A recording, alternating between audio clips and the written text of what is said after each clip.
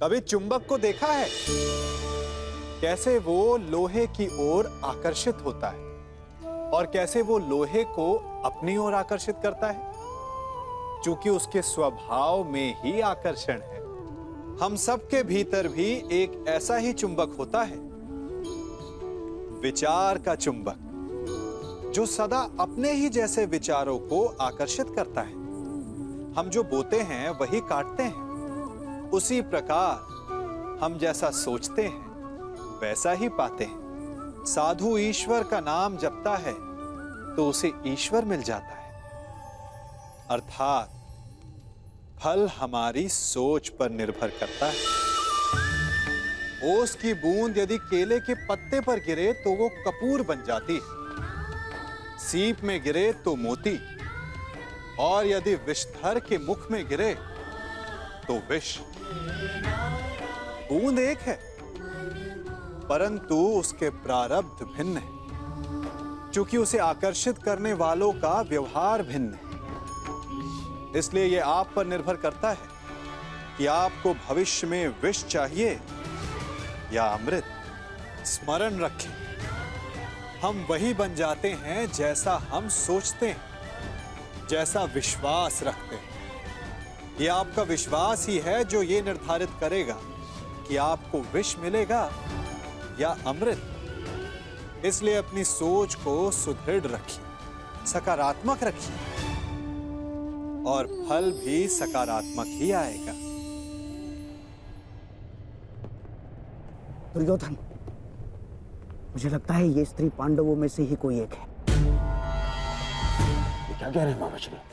हाँ दुर्योधन, तुम सोचो ना, जब से हमने विराट पर आक्रमण किया है पांडवों में से कोई एक नहीं दिखा, कोई नहीं। हो सकता है अपने अज्ञातवास के चलते पांडव किसी अलग भेष में रह रहे।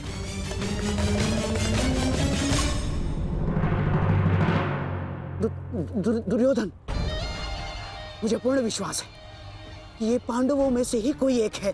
तुम मेरी बात मानो, ये वही है। यदि तुम किसी भी प्रकार इससे ये उगलवा सको तो पांडवों का अज्ञातवास भंग समझो। दुर्योधन, यदि हमने ये सिद्ध कर दिया कि ये पांडवों में से ही कोई एक है और स्त्री बनकर हमारे साथ छल कर रहा है, तो हम पुनः पांडवों को 13 वर्ष के लिए वनवास भेज देंगे।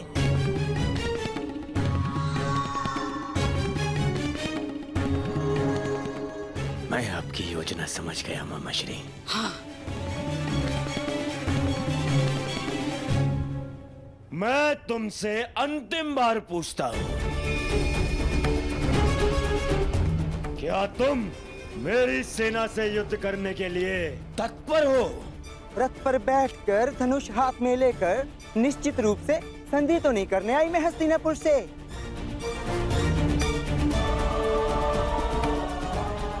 बृहन्नला नृत्य और संगीत ही नहीं जानती, और भी बहुत कुछ शेष है जो आपके समक्ष आने वाला है।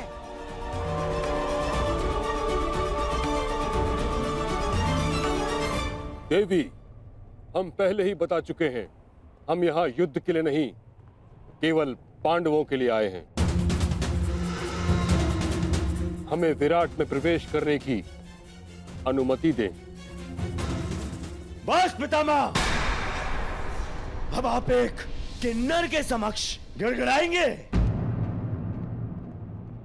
आक्रमण! आक्रमण!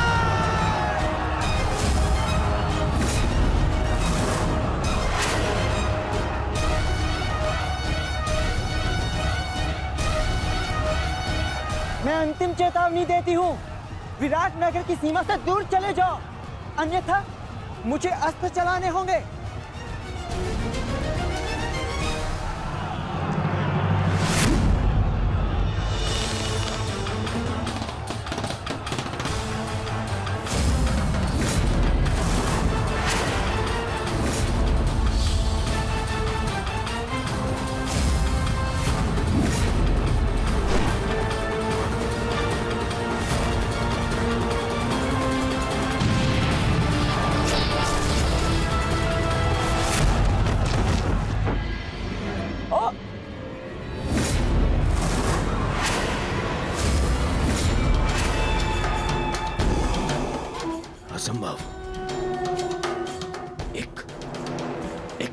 ऐसा नहीं कर सकती। और ऐसा धनुर्कौशल अब एक बाण से मेरे सैकड़ों सैनिकों का वध कर दिया। वध नहीं किया युवराज, इन्हें केवल निष्क्रिय किया है। एक ही बाण से इतने सैनिकों पर ऐसा प्रहार करना कि उनके प्राण न जाएं, यह केवल गहन साधना और वर्षों के परिश्रम से ही संभव है।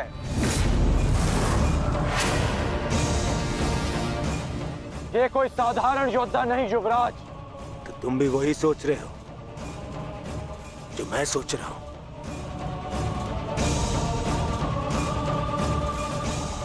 इसका कौशल तो यही संकेत कर रहा है, परंतु कैसे?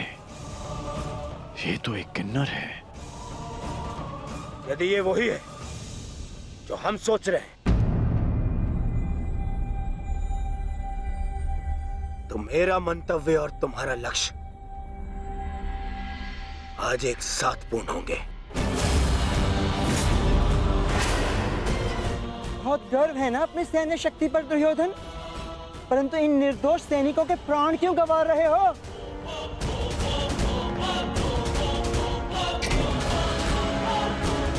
आज मैं तेरे बाणों के साथ साथ तेरी जिह्वा को भी शांति कर दूंगा।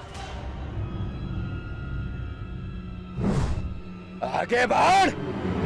तुमसे युद्ध करके मैं अपनी धनुर्विद्या का अपमान नहीं कर सकती।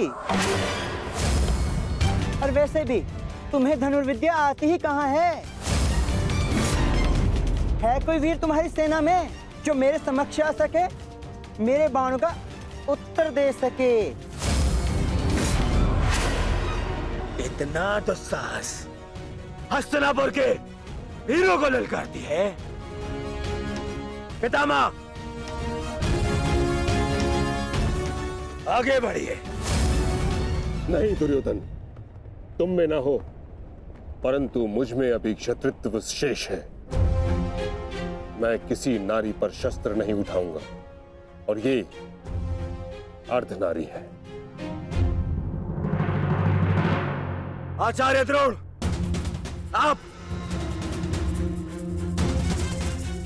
आप इस किन्नर को इसकी भूल का आभास कराइए।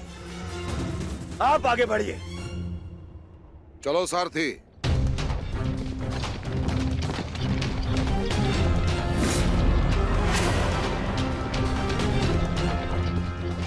एक ऐसी परीक्षा है माधव जिसने मुझे लक्ष्य भेदना सिखाया, वही मेरे समक्ष लक्ष्य बनकर खड़ा है। विश्व का श्रेष्ठ धनुर्धर बनने की क्षमता है तुम में।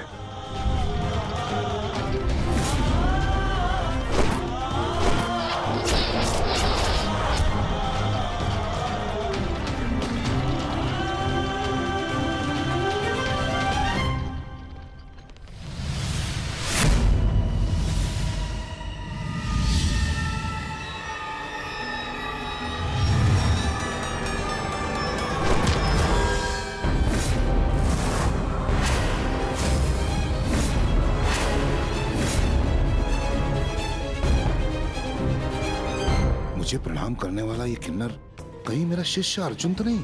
परंतु ये कैसे संभव है? अभी सिद्ध हो जाएगा कि ये अर्जुन है या नहीं। सावधान।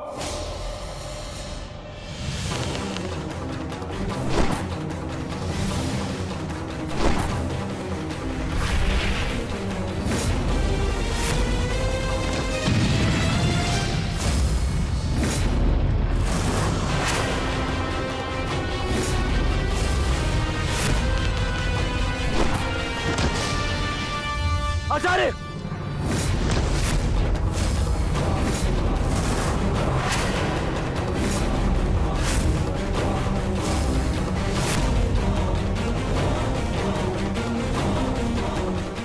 अर्जुन,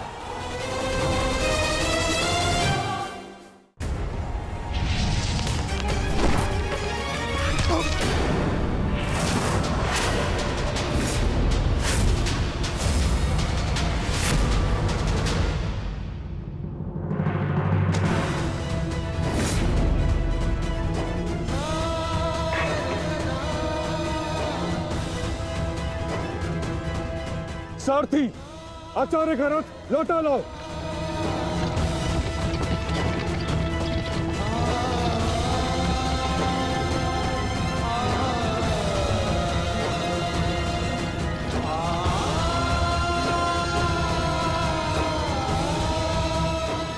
क्षमा चाहता हूँ गुरुदेव, मैंने कभी सोचा भी नहीं था कि आपकी ही सिखाई हुई विद्या का प्रयोग मैं आप पर करूंगा।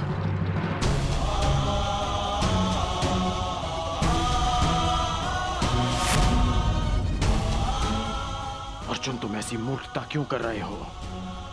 अज्ञातवास पूर्ण होने में कुछ ही समय शेष है, फिर क्यों तुम रणभूमि में उतर आए? मैं माता कुंती को दिया वचन नहीं टूटने दे सकता।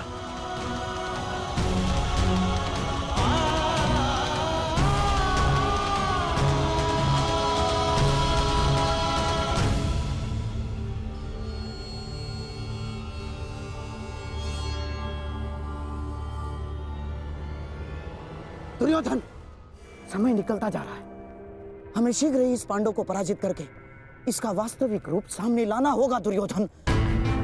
और यदि ये पांडव ना हुआ तो? आंखें खोलो दुर्योधन, देखो इस साधारण किन्नर ने किस प्रकार द्रोण को पराजित किया है। किसी भी साधारण योद्धा में इतना शौर्य तो नहीं है कि आचार्य द्रोण को पराजित कर सके। तुम्हें क्या लगता है कि अर्जुन के अतिरिक्त और कौन हो सकता है? पहचानने का प्रयास करो इसे। तुम दोनों ने एक ही साथ, एक ही स्थान पर, एक ही गुरु की छत्र छाया में अभ्यास किया है। अपनी आंखों से इसे धनुर्विद्या सीखते हुए देखा है तुमने। पहचानो इसे, कौन है ये?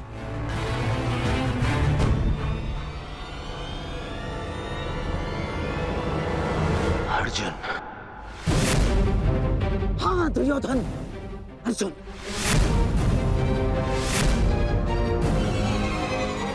अब तुम्हें कैसे भी करके इसका वास्तविक रूप पितामह के सामने लाना है, और उसके लिए तुम्हारे पास केवल एक अस्त्र उपाय है।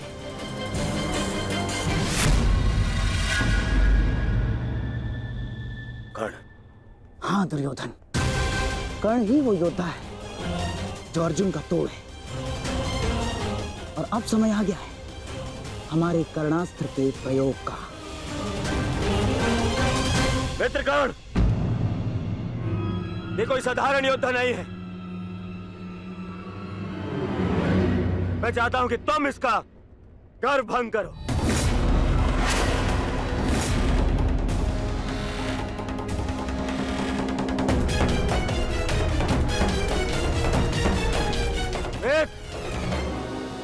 विलंब मत करो, हमारे पास में समय कम है। देखो सूर्यास्त होने वाला है।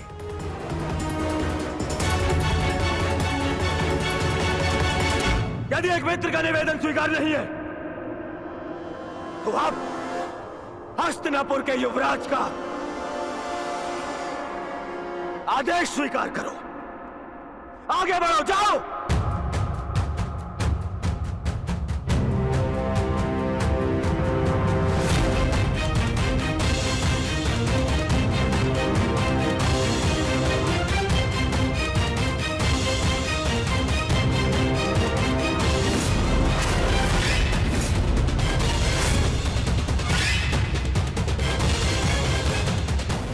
अब आएगा युद्ध का आनंद। आज पूर्ण होगा वो अधूरा द्वंद्व।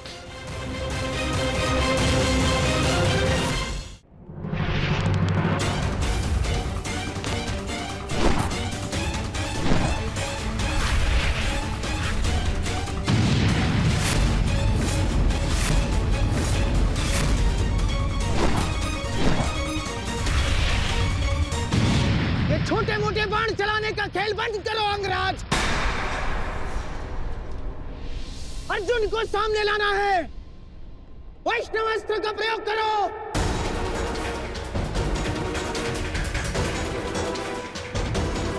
मैं वैष्णवास्त्र प्रयोग नहीं कर सकता। समझते क्यों नहीं हो अंगराज? इस धरती पर केवल एक ही महायोद्धा है जिसके पास पशुपतास्त्र है, और वो है अर्जुन। और यदि इसने पशुपतास्त्र का आह्वान किया तो इसका अज्ञातवास भंग हो जाएगा और पशुपतास्त्र तभी सामने आएगा अंगराज जब उसके समक्ष महाशक्तिशाली वैष्णवास्त्र का प्रयोग होगा।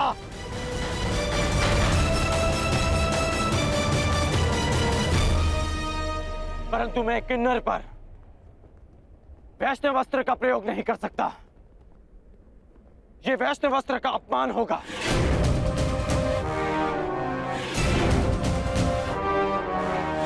और वैसे भी यह अस्त्र बहुत शक्तिशाली है। तो हमारे सामने खड़ा योद्धा कौन सा कम है अंगराज? देखा नहीं बात ही बात में उसने हमारे सैनिकों को कैसे धूल चटा दी। और तुम्हारा युद्ध कौशल हम कई बार देख चुके हैं, परंतु अब कौशल इसी में है कि समय बचा लिया जाए। समझे तुम? मैं मामा श्री की बात से सहमत हूं कर्ण। वैष्णव अस्त्र का प्रयोग करो कर्ण, बंद करो इसका।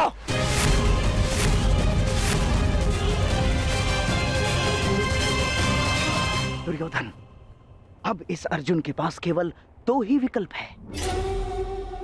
एक, या तो वो कर्ण के अस्त्र का उत्तर देने के लिए पशुपतास्त्र का प्रयोग करे और अपना अज्ञातवास तोड़ दे, या फिर मारा जाए।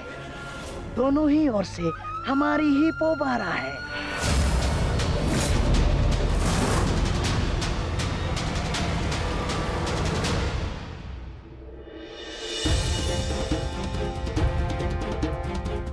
बस कुछ क्षण और, सूर्यास्त होने के साथ साथ यह अज्ञातवास त्यास हो जाएगा।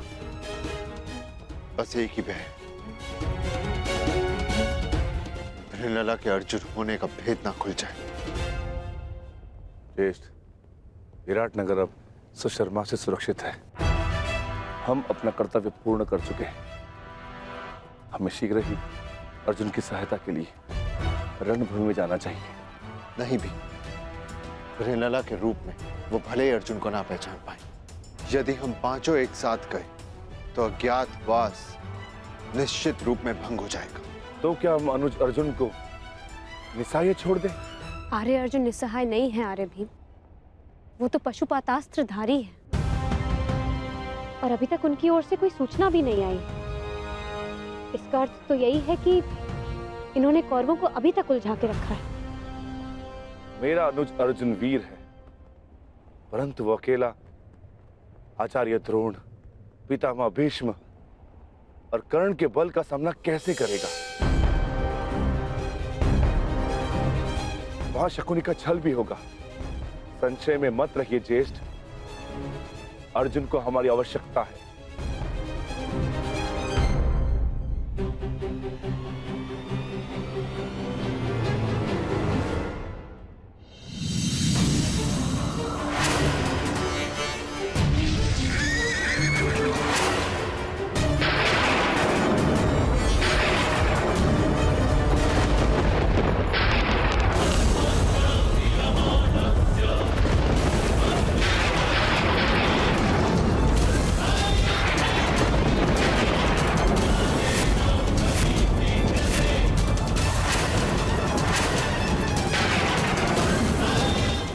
वैष्णवस्त्र, कर्ण वैष्णवस्त्र संधान कर रहा है।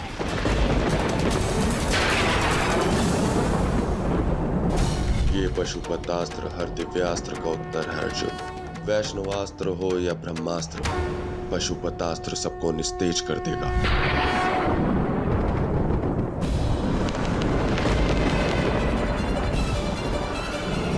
यदि मैंने पशुपतास्त्र का प्रयोग किया तो सबको ज्ञात हो जाएगा कि मैं ही अर्जुन हूँ, और यदि प्रयोग ना किया तो मेरी मृत्यु निश्चित है और साथ ही मेरे भाइयों का जीवन भी संकट में आ जाएगा।